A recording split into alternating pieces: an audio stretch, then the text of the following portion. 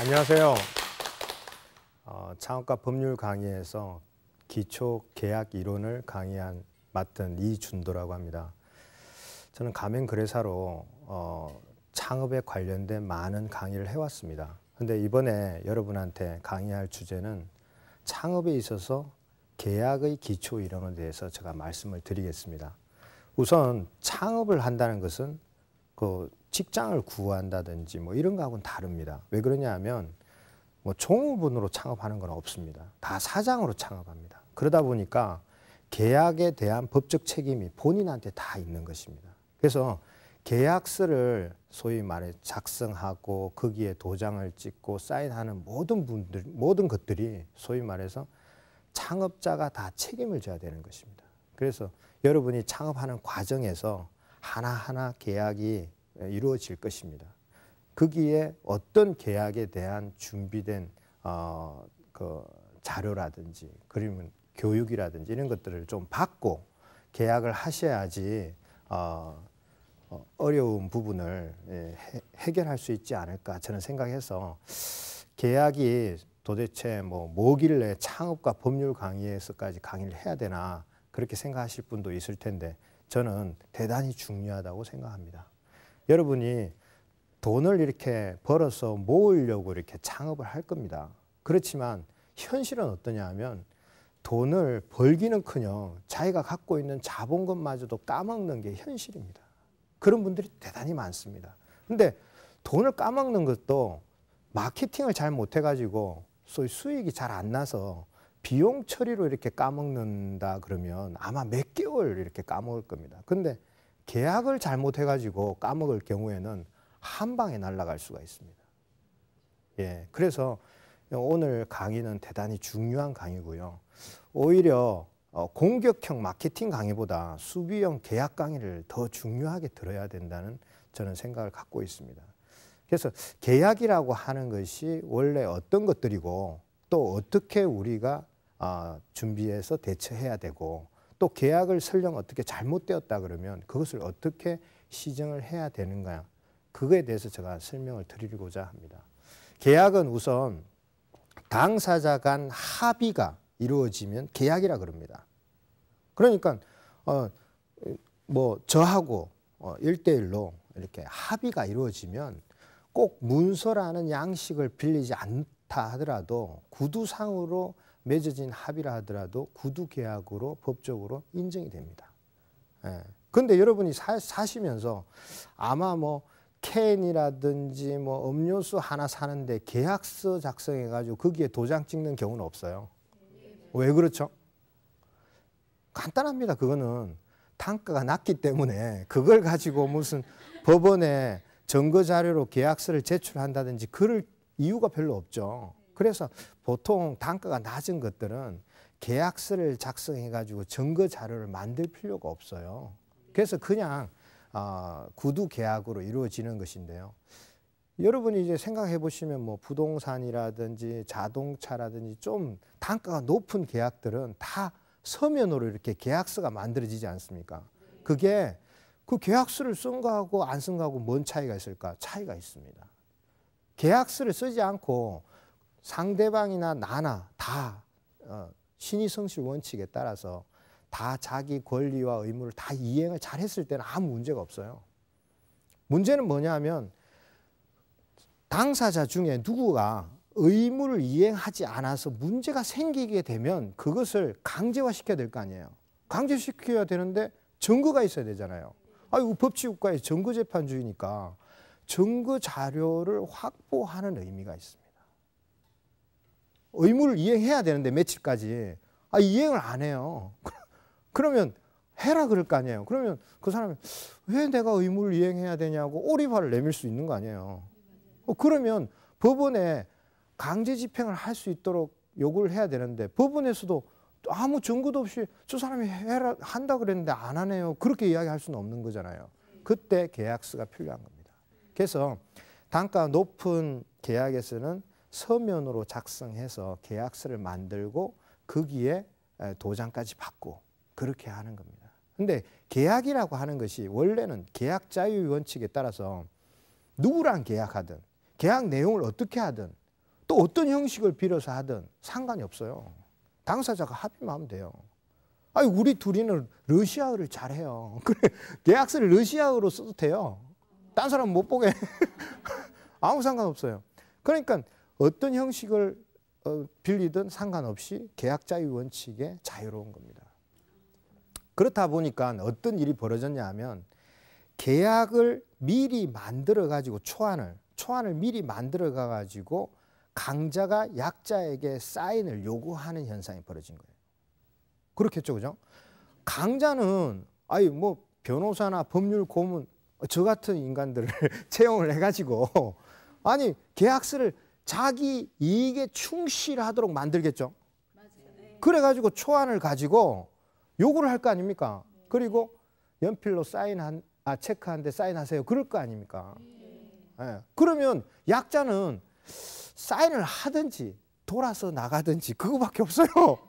거기에 무슨 조항을 이걸 좀 뭐 독소 조항이니까 고쳐야 됩니다. 이거는 좀 너무합니다. 이거는 뭐 잘못됐군요. 뭐 이런 이야기를 하기가 참 힘든 상황이에요. 현실이 그렇다. 그러니까 강자가 자기 논리대로 만드는 계약서 초안을 뭐라 그러냐 하면 약관이라 그럽니다. 약관. 여러분 약관 들어보셨죠? 네. 약관. 그래서 강자와 약자의 계약 관계에서 약자는 항상 피해를 보는 그런 현상을 어떻게 하면 고칠 수 있을까? 불공정 약관이라 그러거든요. 불공정 조항들을 어떻게 하면 공정하게 만들 수 있을까 고민을 한 거죠. 국가에서. 네. 아니, 국가에서 그런 거 고민해야 되지 않습니까? 약자가 많지 뭐 강자가 많습니까? 네. 그래서 약자 편에 서서 계약 하나하나가 공정한 계약이 될 수 있도록 어떻게 바로잡을까 고민을 한 겁니다. 그래서 만들어낸 법이 약관규제법입니다. 계약 자유 원칙이라는 건 참 좋은 거예요. 좋은 건데 현실에는 어떻게 왜곡되어 버렸냐 하면 강자의 논리대로 계약이 되어 버리더라. 그래서 국가가 개입하지 않으면 그거는 공정하게 바로잡기가 힘든 상황이에요. 제일 강자가 국가죠. 아니, 제일 강자가 국가지 뭐. 제일 초강자인 국가가 계약의 공정성을 확보하기 위해서 고민을 하다가 만들어낸 법이 뭐라고요? 약관규제법이더라. 근데 아니 계약규제법이라 그러지 왜 약관규제법이라? 아까 제가 설명했듯이 현실에서 1대1로 만나가지고 야 1조는 뭐로 할까? 그래가지고 막 쓰는 경우는 없어요.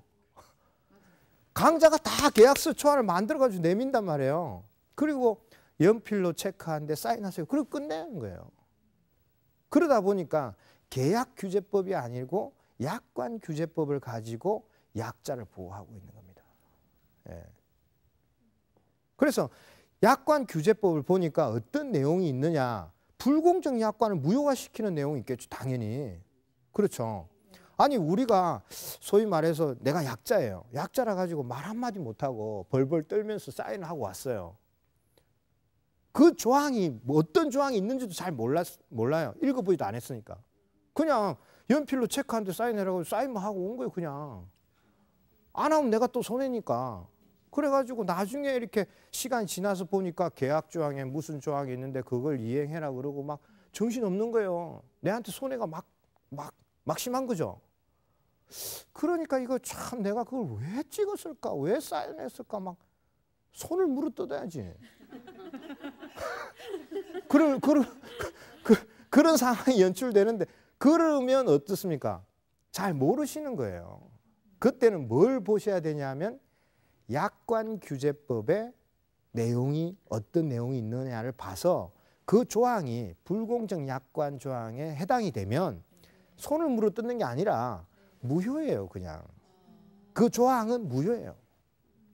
좋죠? 네. 아니, 그래서 국가가 그런 법을 만들어가지고 무효화시키는 법을 만들어 놨다니까요. 예. 그래서 조항을 보니까 처음에 그 약관규제법에 명시설명 의무가 있어요. 명시설명 의무. 명시설명 의무는 뭐냐? 약관 초안을 만들었으면 보여줘라는 거 상대방한테. 보여주고 중요 부분을 설명을 해라는 거예요. 그냥 그 연필로 체크하는데 사인하세요. 그건 아니고 읽을 수 있도록 보여주고 중요 부분은 그 뭐냐? 상대방이 부담을 느끼는 부분은 중요 부분이죠, 그죠? 권리관계의 핵심이 되는 부분이죠. 그 부분은 설명을 해라는 거예요. 설명을 하지 않으면 알겠습니까? 아니 법적인 전공을 했다든지 뭐 법적으로 전문가인 아닌 이상은 이렇게 뭐 금방 이해를 하면 뭐 천재지 뭐. 그러면 그 사람이 약자로 있겠어요? 벌써 초강자로 있겠지 뭐. 예? 그러니까 설명을 해라. 만약에 설명을 안 했을 경우에 어떻게 될까요? 약관의 내용을 계약으로 주장할 수 없도록 되어 있습니다. 그러니까 소위 말해서 설명을 하지 않고 제대로 설명도 안 하고 사인만 받아와 가지고는 계약이라고 주장할 수가 없단 말이에요. 약관이라고 하는 그 초안 자체는 계약입니까? 계약이 아니에요. 계약서 초안이지. 거기에 상대방이 사인을 했을 때 계약이 되는 거죠. 그러면 당사자 간에는 법이죠. 지켜야 되는 거죠. 그러니까 설명도 안 듣고 사인을 했다 그러면 상대방은 어떤 이야기를 해야 되냐면 나는 설명 듣지 않았다.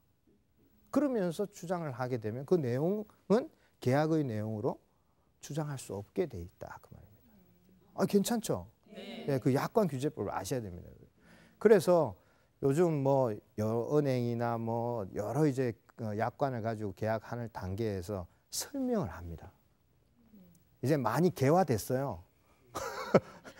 설명을 해요. 설명 들으셨죠? 무슨 보험 계약이나 뭐 할 때 약관을 가지고 바쁘다 그러는데 이거 내가 해주겠다 그러는데 앉아라 그래가지고 설명하죠. 설명한다니까요. 그래서 설명해가지고 제일 마지막에 설명을 잘 듣고 숙지하였습니다. 거기까지 사인을 받아가요. 나중에 무슨 일이 있을까 봐. 그래서 약관 규제법이라는 것이 여러분들 생활 속에 깊이 들어가 있는 겁니다. 여러분은 잘 모르셨어도 알아야 됩니다. 왜 그러냐면 이제 사장님으로 창업해야 되는 분이 그 기본적인 것을 잘 모르시고 이제 창업하면 사장님 되잖아요. 사장님이 되면서 본인이 약관을 만들 수도 있고요. 창업하는 단계에서 인테리어 계약이라든지 무슨 뭐 납품 계약이라든지 뭐 계속 계약을 하겠죠. 그럼 그 약관을 사인을 해야 되는 입장일 수도 있고요. 고객 입장에서. 그러니까 그런 부분에 있어서 소위 말해서 아셔야지 그런 그 계약을 하나하나 보는 데 있어서도 좀 그 효과적으로 대처할 수 있지 않겠나. 저는 그렇게 생각합니다.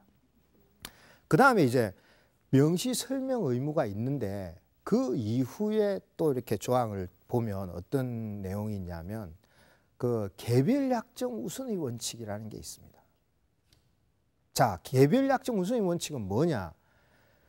약관을 누가 만들었어요? 둘이 머리 맞대고 만들었어요? 아니죠. 강자가 사업자죠. 사업자가 자기 이익에 입각해가지고 전문가한테 의뢰를 해서 만들었을 거 아니에요. 그걸 가지고 그냥 소위 말해서 이렇게 내밀면 상대방 약자 입장에서는 어떨까요? 고객 입장에서는. 불리한 조항들이 많겠죠. 그렇기 때문에 그 초안을 가지고 서로가 보면서 공정하게 가려 그러면 너무 독소 조항이란 너무 불리한 조항은 변경을 가할 수 있겠죠. 수정을 할 수 있을 거 아니에요. 그래가지고 옆에 볼펜으로 적을 수 있겠죠. 그죠? 그래, 당사자 합의를 할 수 있겠죠.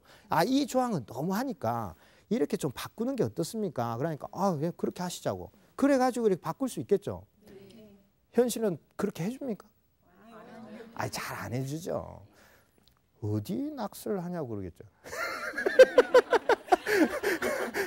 그게 현실이지만 하여튼 원칙은 수정이 가능한 겁니다. 수정해가지고 당사자가 합의했다 한다면 자, 인쇄된 내용이 있고 옆에 볼펜으로 적은 내용이 있어요. 근데 내용이 상충돼요. 그러면 뭐가 우선한다는 겁니까? 그렇죠. 볼펜으로 추가적으로 적은 내용이 더 우선한다. 그래서 개별 약정 우선의 원칙이다. 그 말입니다. 그 사실은 약관 초안에 어디 낙서하냐고 하면서 종업원이 그러면 이 사람이 약관 규제법을 하나도 안 봤네. 그 개별 약정 우선의 원칙이 있어. 그 말은 수정을 가는 게 원칙이야. 100이면 100 상황이 다 똑같습니까? 다르죠? 개별성이 다 있는 거 아니에요. 그러면 약관이 조금씩 수정돼야지 그것을 전제로 해서 그런 원칙이 나온 거예요. 만약 약관을 수정을 못하게 한다면 그게 말이 되는 소리예요. 일방이 초안을 만들어 가지고 왔는데 상대방은 손도 못 댄다. 그건 말이 안 되는 소리죠. 원래는 어떻습니까? 내가 초안을 만들고 상대도 초안을 만들고 두 개를 어떻게 조화롭게 만들어 가지고 짜집게 해서 완성품을 만들어야 되죠. 근데 강자는 법무팀도 있고 뭐 법률 자문도 있고 뭐 그래 가지고 만들어 왔는데 그래서 약자는 그런 전문가의 조력을 받기 힘들죠. 그냥 빈손으로 온 거죠. 그냥 사인하려고 그냥 볼펜이나 하나 들고. 안 그러면 뭐 도장이나 뭐 집에 또 찾아보니까 인감도장도 안 보이고 그래가지고 막도장 하나 새겨가지고 왔겠죠.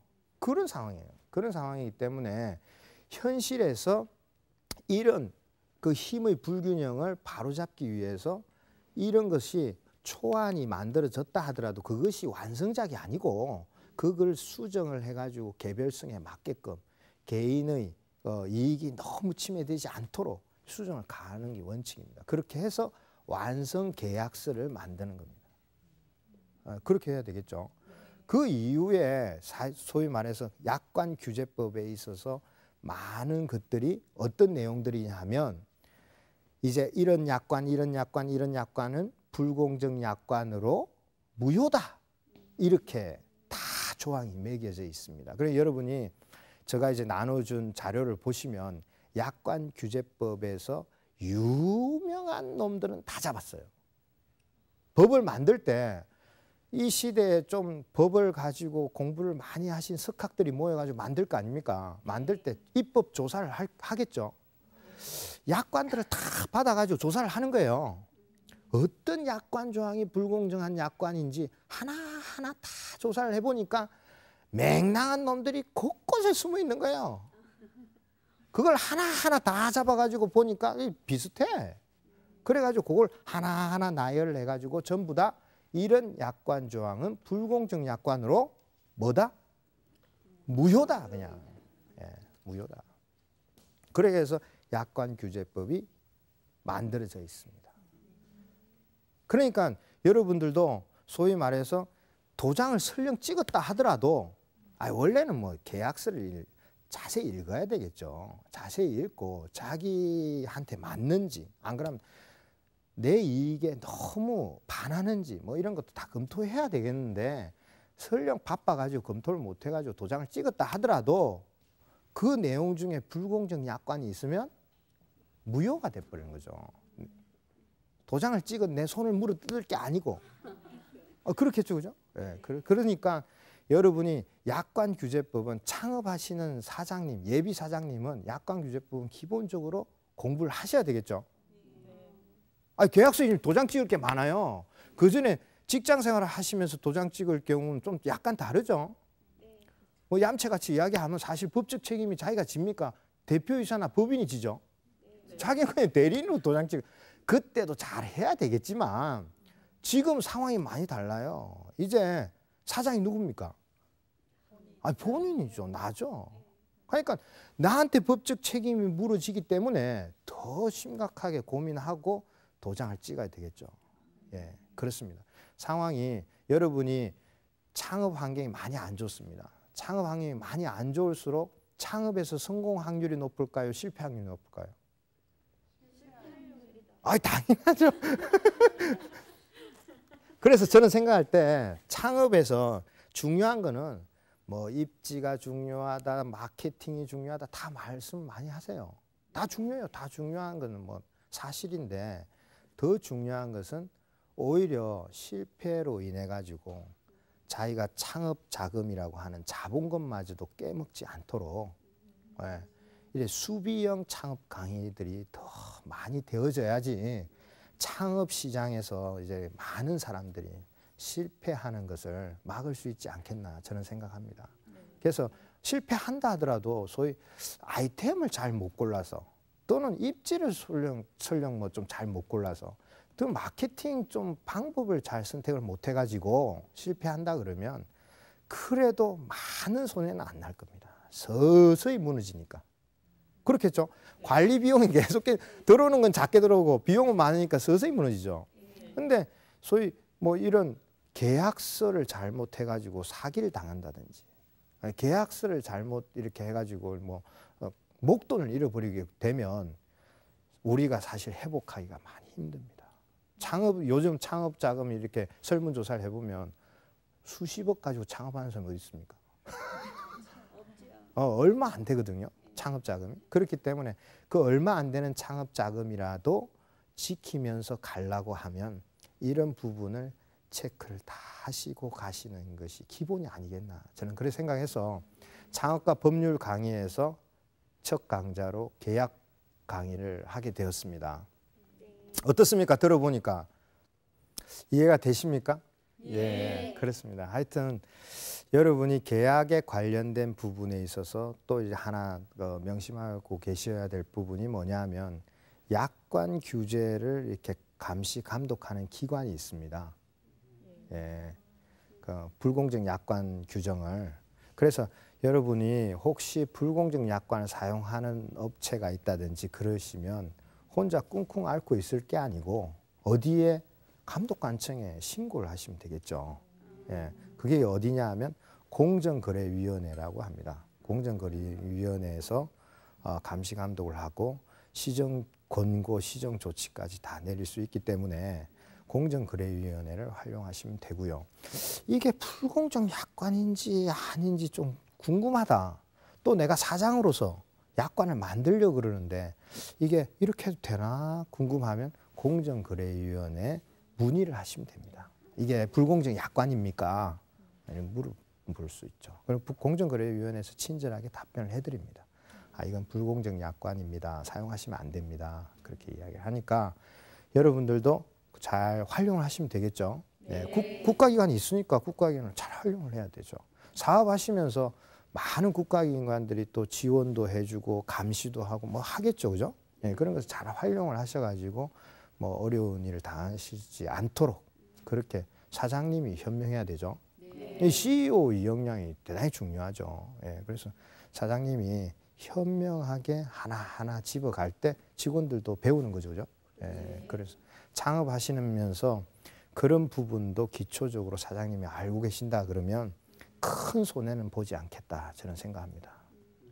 계약에 있어서 계약에 있어서 여러분이 아주 내한테 유리하고 또 상대가 너무 불리하지도 않고 그런 계약을 해 나가면서 사업을 영위해 나가야지 소위 말해 돌다리도 두드려 보고 가듯이 되지 않겠나 그래 생각을 해서 저는 계약 강의를 하게 되었습니다. 예.